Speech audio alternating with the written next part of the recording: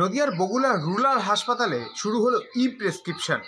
আর এই ই প্রেসক্রিপশন সচরাচর কোনো মেডিকেল কলেজ কিংবা বড় হাসপাতালে দেখা যায়, কিন্তু গ্রামের এরকম হাসপাতালে ই প্রেসক্রিপশন চালু করায় যথেষ্টই খুশি রোগী এবং রোগীর পরিজনরা। জানা যাচ্ছে কি ই প্রেসক্রিপশন, এতে ডিজিটালি রেজিস্ট্রেশন নাম্বার লেখা থাকবে কোন ওষুধ প্রেসক্রাইব করা হয়েছে এবং তার পেটেন্ট এবং কোন কোন টেস্ট করা হয়েছে। একাধারে এর আগে ডাক্তারদের হাতের লেখা বা ডাক্তারি লেখাতে অনেকের অসুবিধা হতো, রোগীর পরিজনরা বুঝতে পারতো না কী ওষুধ দেওয়া হয়েছে বা কী ডায়াগনোসিস করা হচ্ছে।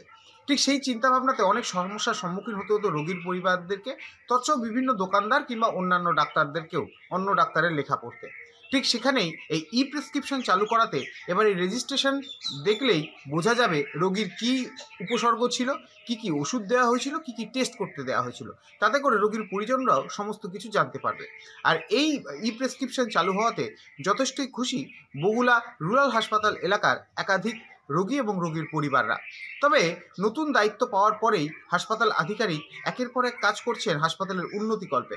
গ্রামীণ অঞ্চলে এরকম ই প্রেসক্রিপশন চালু হওয়াতে এখন যথেষ্টই আউটডোরগুলিতে ভিড় বাড়ছে এবং রোজ এই আউটডোরে প্রায় 4টে থেকে 4:30 পর্যন্ত খোলা থাকে, কিন্তু সেই 4টে থেকে 4:30 পর্যন্ত এই ই প্রেসক্রিপশনের মাধ্যমেই এখন সকল রোগীর চিকিৎসা করা হবে। আর এতে করে যথেষ্টই স্বাস্থ্য ব্যবস্থা যে আরও উন্নতির দিকে যাচ্ছে বগুড়া এলাকাতে, তার বলার অপেক্ষা রাখে না।